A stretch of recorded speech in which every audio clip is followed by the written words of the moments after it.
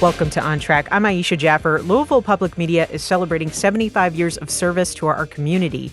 As part of that celebration, we're sharing the stories of people who've helped shape Louisville in a project called 75 and Change. Today, Tyrene Johnson from the On Track production team sits down with one of those changemakers, Winston Bayé, for a conversation about her career as a Black journalist in Louisville. Bayé is a native of East Harlem in New York City who moved to Louisville in 1984 to join the Louisville Courier-Journal. She worked for 27 years there as a reporter, assistant Metro editor, editorial writer, and a columnist covering race, politics, and social justice. She was the only Black journalist on the Courier-Journal's editorial board from 1991 to 2011. Bayé was awarded a Nieman Fellowship at Harvard University in 1990 to 1991. She's past president of the Louisville Association of Black Communicators and a past vice president of the National Association of Black Journalists. In 2013, NABJ inducted her into its Hall of Fame, and just last year in 2024, she was inducted into the Kentucky Journalism Hall of Fame. Okay, Betty, my dear friend, my mentor, you started at the Louisville Courier-Journal in 1984. You moved to Louisville then, and I got to ask the obvious question. You are a born in Brooklyn, raised in East Harlem sister girl. What got you to Louisville? Well, actually, it was the job offer. I came to Louisville. In fact, my first airplane ride was to Louisville, Kentucky. Really? I had never been on an airplane. I don't think I ever knew that. I worked for the United Presbyterian Church, and they had a conference here. I had never stayed in a hotel, and I came to Louisville, scared to death. I guess I was 18, 17, something like that. And that was the year that the Presbyterians elected their first Black moderator, Edla Hawkins. And never thought about it again. Went back home, never really thought about it. And in 1981, the National Association of Black Journalists had a convention here. And I decided to come to the convention. I came with two other people. And I met Carol Sutton, who was a big-time editor at the Courier-Journal. And we didn't really talk a whole lot, but, she sort of followed me around the convention. And, of course, it's my first convention, so, of course, I'm raising my hand and making a point and doing whatever. And I was new to journalism, because I was not a kid. I was, I guess, in my 30s, and I had already had a lot of life experience in theater and the civil rights movement and, church jobs and all of that. And Carol Sutton, for some reason, took a liking to me. I was working for a small paper in Mount Vernon, New York, which is sort of north of the Bronx. To me, it's like the Bronx, but it was north of the Bronx. It was in Westchester County. And Carol Sutton invited me to come. She said, for a job. She stayed in touch with me. And she told me to come and interview at the Courier-Journal.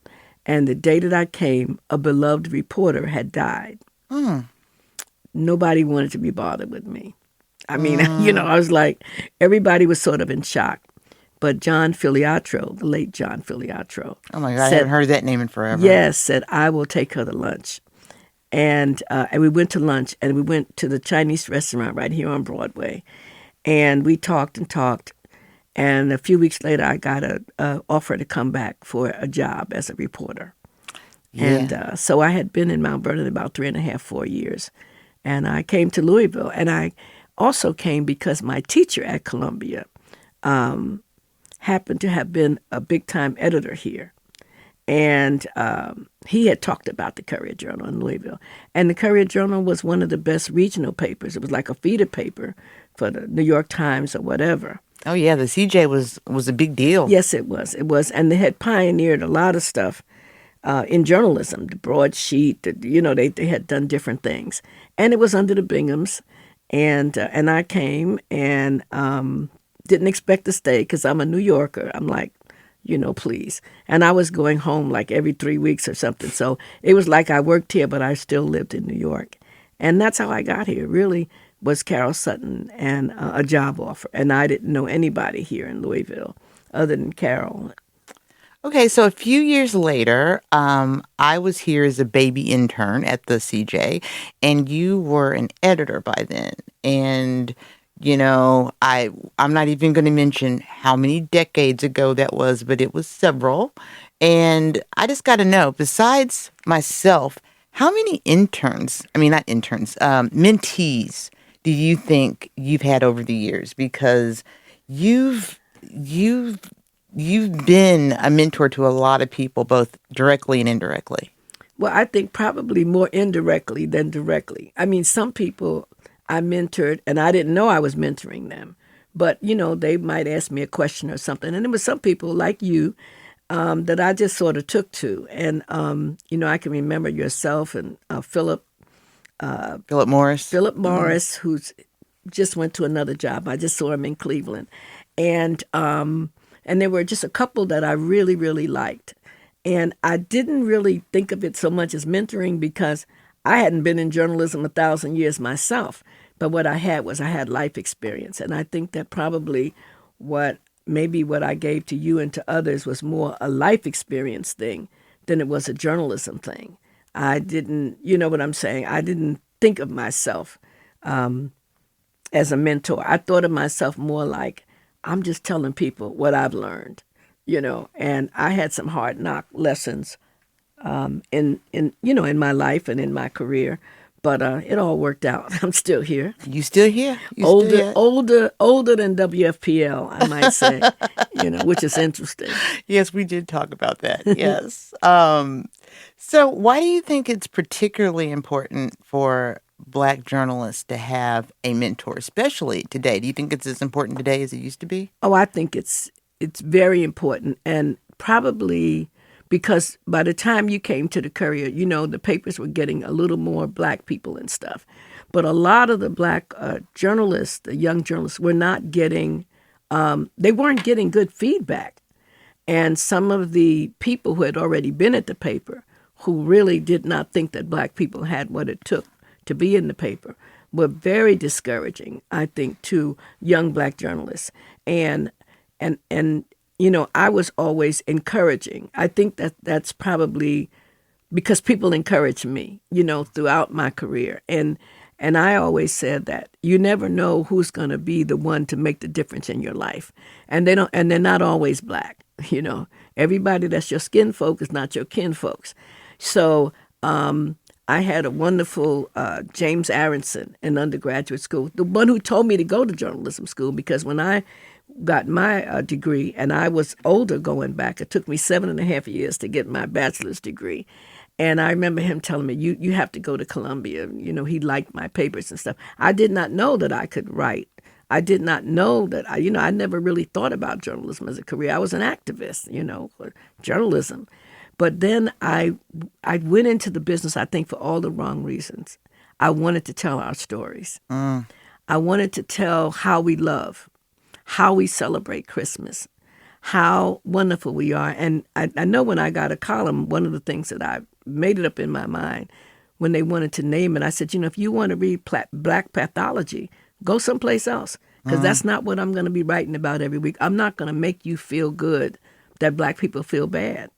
And so I was very clear about what I was about. Whatever their mission was, I knew what my mission was. What did you mean when you said that you think you went into journalism for the wrong reasons? Because professors, they were saying that you go into journalism because you want to be objective and you need to do this and that. And I always thought, objectivity was nonsense. I think we all have feelings about stuff. I think as journalists, what we learn to do is to be fair. And so when I say the wrong reason is I was not put off by people saying, well, I just want to be a journalist and I don't want to be a Black journalist and blah, blah, blah. And I thought you were born Black, that you started out Black. Journalism is something that you did later on. And so, for me, being a conscious Black journalist, to me, was the epitome of my career. I didn't aspire to be the editor-in-chief and all of that, because I really did just want to tell our stories. And I didn't even like being an editor. And I preferred telling the stories, because I thought that that's where we needed to be. And maybe if I was aspirational, I might have had a different career, but my career for me suited me just fine. I when I met you, I would have been 18, 19, 20, something like that. And then I ended up being a reporter at the Louisville Courier-Journal for a few years, which, yeah, I'll just leave it at that. But one of the things that I always loved about you, still love about you, and I'm sure a lot of people love about you, is your genuine, authentic nature that doesn't change. And you gave me a path forward. You made me feel like, okay, I won't be an anomaly if I stay in this profession. Because it's not just about being Black; it's about being real. Exactly. And I think that that's the thing, that maybe sometimes when you're young, you're not always as discerning, because you do think, oh, this is a Black person. This person is going to be my friend. This person is going to, take care of me. Well, everybody doesn't have the same motivation. Everybody doesn't have the same, blood count, or what do you call it? Blood, the phenotype or whatever it is. Right. A or B. So we're all kind of different. But I think also because I came into journalism older, nobody was going to make me over. I was who I was. And I came into journalism as a conscious Black person. I came out of the movement. I had been around people who were activism, and I saw journalism as an extension of that, but in a way to be fair. But I just felt like our stories were not being told. And if we didn't tell them, who would tell them? Right. Who would tell them? We're listening to a conversation between journalist Betty Winston Bayé and Michelle Tyrene Johnson. We'll be back with more after the break. You're on track with Louisville Public Media. At Capella University, we believe accessible education can make a difference. That's why we offer scholarship opportunities to all eligible students. Un futuro diferente está más cerca de lo que crees con Capella University. Learn more at capella.edu. Welcome back to On Track. I'm Aisha Jaffer. As part of LPM's 75th anniversary, we're sharing the stories of people who've helped shape the city. Today, LPM's Michelle Tyrene Johnson talks with Betty Winston Bayé about her years as a Louisville journalist and editorial writer. Now, I think the thing that anybody in Louisville who's older than young would know you for is that you were a columnist at the CJ and an editorial board writer. And those are very visible positions. In fact, I have a close friend here in Louisville who's white, whose grandparents, as she told me, hated every word you wrote, but read every word you wrote because unlike her, they were not the most, let's just say, progressive when it came to race, and so it just went against what they thought our new Black people to be. Do you think that was a common or uncommon experience for you? I think that was probably pretty common. I had a guy that said to me, I hate everything that you wrote, but I sure do miss you. When I left the paper, I was like therapy. Because I was saying things that they did not believe, that they did not see, because you saw so much pathology that if I said that Black people are lovers, you would not believe me, because the pathology was that we were all criminals, we were all doing whatever. And I always knew that they were the minority and not the majority of our community. And so I had lots of people that hated me. But they and so because they hated me, whatever their hatred was, they interpreted that into whatever I was writing. So if they didn't like me, they were not going to like whatever I said. And they were not, and people don't like stuff that breaks into whatever stereotypes that they have about people. And Black people are probably the most stereotyped people. From the time we arrived in this country, and we didn't come here, we were not immigrants. We didn't migrate here because we were looking for a better life. We didn't know what was happening. And so when I think about how hard it must have been, and plus Louisville is not the South, but it is the South. Mm-hmm. And so you had this whole thing where half of the people were Confederates and half of them were Yankees. And so I'm just saying, I think to this day, there's still that confusion about, what is this? Is this the South? To me, this was the South. You know? And I'm a Midwesterner, and I say this is the South. I mean, that's like the eternal debate in this city. Is it the Midwest? Is it the South? Yes. And you're an East Coast person, and you say it's the South. I'm a Midwesterner and say it's the South. I say we land on it's the South. But anyway, I don't want to start no controversies. Yeah, but I say that, and I say it's the South because if they do a larger analysis of the civil rights movement, and maybe that's why I stayed here, Louisville played a very important role, whether it was open housing, civil rights, whatever. Everything that happened in the South happened in Louisville. And people here struggled with that issue. And I remember them dearly. When I came to Louisville, the people who really, I think, made me here, made me want to stay here, were people like the Reverend Lewis Coleman, the Mattie Joneses, Bob Douglas, the people whose names some people, well, Mattie is still alive, so people, sort of know Mattie, but a lot of people don't realize the things that Lewis Coleman did with the Yum Center, the marches, the demonstrations, and they would call me all the time and say, we're covering this, or we're having a demonstration down here, come down here, do the crack house, whatever. So I covered them. We don't have a lot of local news now. So there's still a movement going on in Louisville, but people don't know about it because there's really not the media to cover these people. And it's sad. But Louisville, I think I found, like, if I would have been in New York as a journalist, in the city, there were other Black people doing that. Right. But I think coming to a place like Louisville, you could feel like you were really making a difference, that you were really telling stories that wouldn't get told if you didn't tell them. And so for me, this was like new territory, and those people that I remember, Ann Braden, the bravest white woman I have ever known, you know what I'm saying, who had privilege and took her privilege and said, no, I'm going to join them. And you know what I'm saying? I remember meeting Angela Davis through them. It was amazing. When I got here, there were Klansmen on the Jefferson County Police Department. Mm-hmm. I was like, what in the world?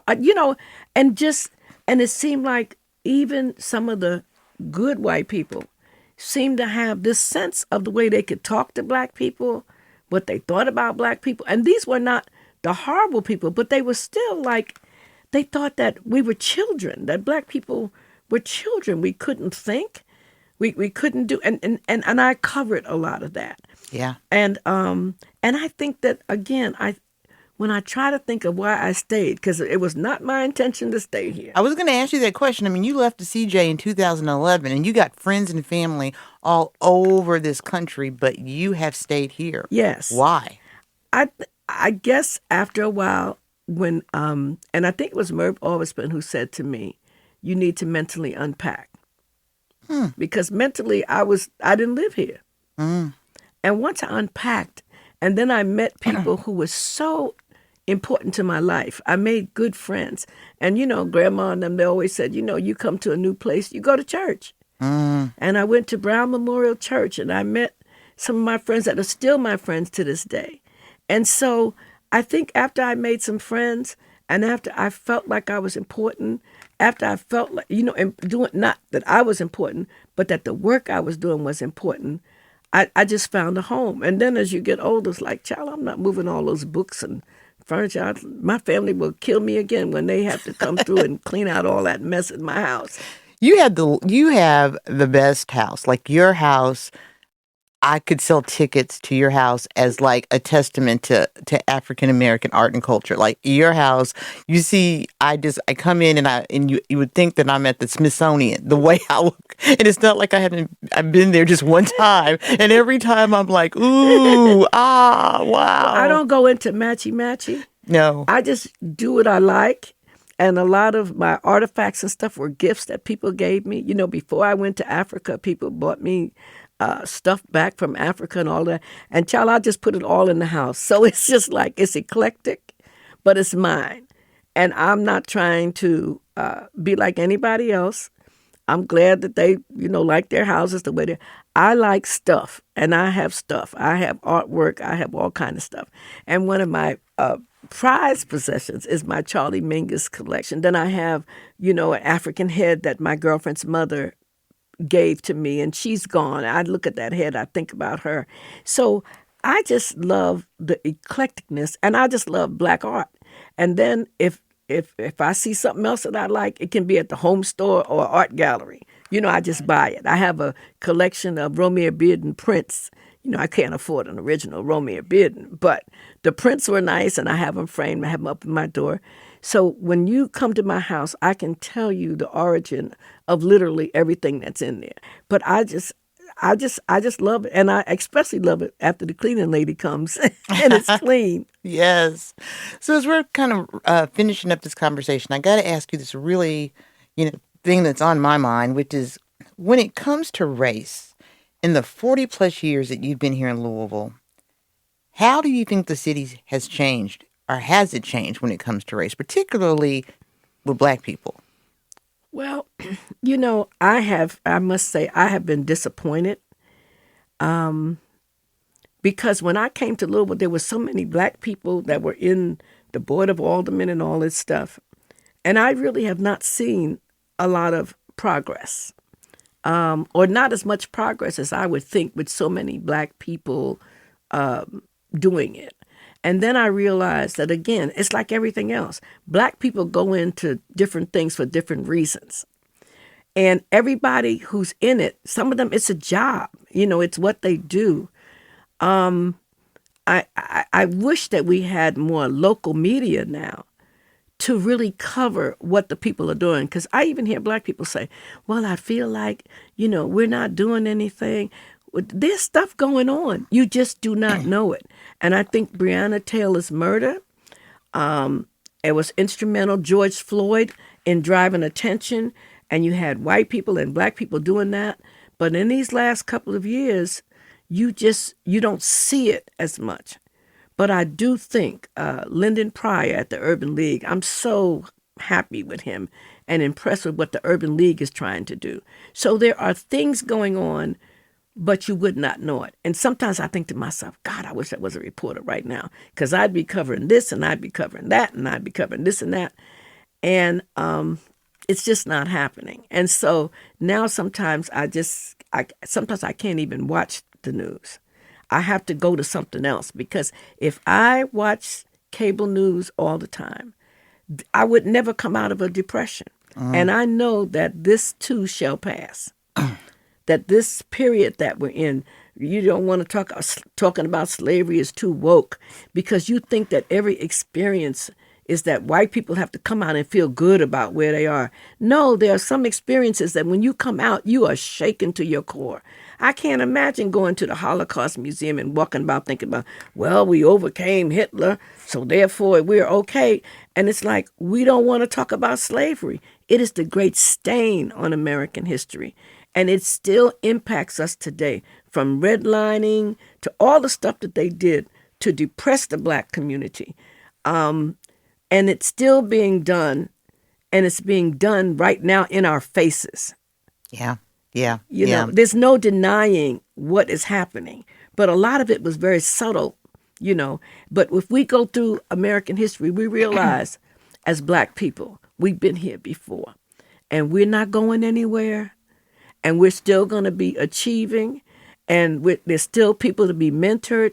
There's still people who want to do things. And it's just hard for me to believe that so much time has passed, because I think I've told you before. I mean, I can't even believe how old I am. I don't know what happened. It was like I must have been having a good time or something. But I'm very proud of my career in Louisville. I never thought of breaking barriers or any of that stuff. But I felt like I was doing what God ordained me to do. And when you do what you're supposed to do, whether anybody likes it or not, I feel like I was on the path. I feel like you're on the path. And I look at some of the young people that I knew when they were young, and I'm so proud of them. And I just think it's going to be all right. We will get through this storm. And we just have to get over being depressed, watching every day, following every crazy thing that's being said, and listen to, and watch the people, look at their history, know who they are. There is a I don't know, but and I was raised, I should say, by Black people who told me, what was going to happen to me. I have no shock at what America is capable of doing because I was raised by people who were the victims of what America did. And they always told me, baby, you just keep pressing on. And I love that Black people who never could imagine or dream the things that we do, that we're doing them. And they're so proud of us. You just feel this cloud of angels in the sky going, that's all right, baby. You did it. And so I'm just so pleased. I'm pleased with you. I'm happy that you're here, that you're back in town, that you are doing things that are important to the culture, that are important to telling our stories. And our stories you can never be too woke to tell our stories. You have to keep telling them. You have to keep reminding people of how Black people in this country suffered, built this country, and how probably among everybody, we loved America because we created the America that we could love. What a great way of putting it. We created this in this nasty environment of all the things that we went on. We created something that we could love. I think that's our future. I think we have to keep believing that this is a moment. It is not the end of the story. Betty, I think that we could have this conversation for like 8 hours more plus, because that's what we do. And I feel like I barely scratched the surface of the things we could talk about, because you were amazing when I met you 40 plus years ago, and you remain amazing. Thank you so much for this conversation. And thank you for being part of Louisville's history and its present. Thank you so much, Michelle. That was Betty Winston Bayé with LPM senior producer Michelle Tyrene Johnson. Their conversation is part of our Project 75 and Change, telling the stories of changemakers in our community. Is there someone who's changed your community for the better? Let us know at lpm.org/75andchange. On Track is a production of Louisville Public Media. The On Track production team includes Michelle Tyrene Johnson, Alex Biscardi, and Laura Ellis. Our music is by Kojin Toshiro. If you're just tuning in and you want to hear the full show, you can find it now at LouisvilleOnTrack.org or in your favorite podcast app. I'm Aisha Jaffer, and remember, being kind is free. That's the start of community. Until next time, you're on track with Louisville Public Media.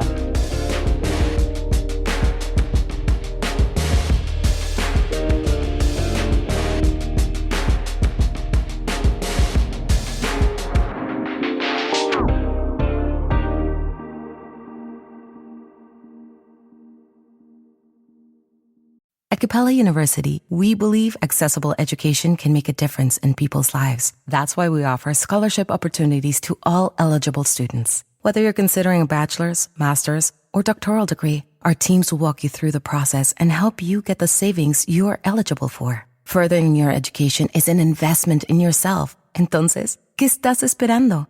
Un futuro diferente está más cerca de lo que crees con Capella University. Learn more at capella.edu.